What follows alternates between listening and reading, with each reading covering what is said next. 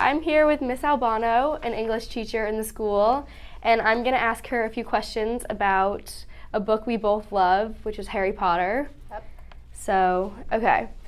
Why do you like Harry Potter so much? I think I always just loved the fantasy element behind it. I just loved the escapism that it provided me with as a kid, especially as, when I was growing up, those books were coming out, and so they were all about school and just kind of what it is to be a kid, and so I felt like I grew up with those characters, plus the escape factor with the fantasy. That's why I love that book, I think, growing up. What's your favorite book in the series and why? That's a good question. I think I love the fourth book, The Goblet of Fire, the most, just because I think that's when the series became so much more serious. You started to see that there were real, actual consequences for Harry's notoriety. His fame comes with a price, and that is the price of the people that, he's close with and that he loves. Yeah, it's probably mine too. Would you rather read the books or watch the movies? It depends which book. It depends. I feel like when you reread the first book or watch the first movie, you're just taken back to this place where the kids are so young, and it's kind of almost hard now as an adult to go back and relate to those characters.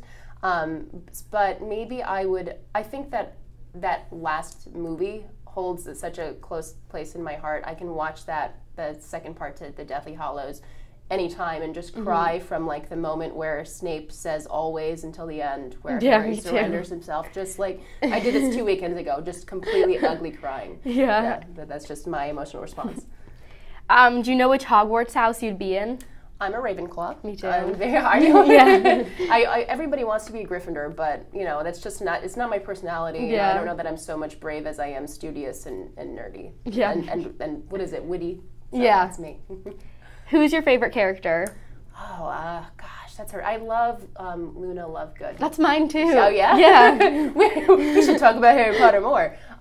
She is just such a quirky, kooky character. Totally underrated. I wish that she got even more storyline than she's given, and I'm always kind of confused with the way that the film leaves off versus the way the books leave off, because that she doesn't end up with, what's his name? Neville, right, but the film seems to indicate that there might be some sort of budding relationship, and I would have loved that. I think that they would have been like a very cute couple. Yeah. She's so kooky and fun. I love her.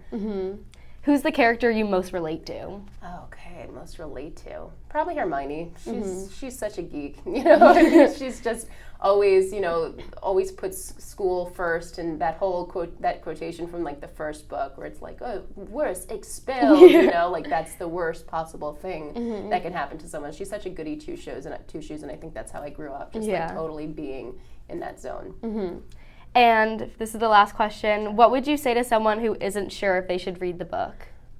They should really, I think that Harry Potter in particular is such an important book, and this is something I talk about a lot as an English teacher. I think it's so important to read just because for me, it was a gateway book. If you don't love to read, I think that's what made me love reading, and it's what I think I credit Harry Potter as something that made me want to be an English teacher. So I would probably tell them to just open their mind to something that would allow them to escape from the reality. Sometimes reality is so horrible and dark, and to see that there are real friendships out there and to aspire to have the friendships that Harry has with those characters, I think is just really, I think it's really meaningful and really important. So, if you want a group of friends that, that you can just go back to over and over again, I would say read Harry Potter. Yeah. It's a great book. Okay, thank you, Ms Albano. You're very welcome.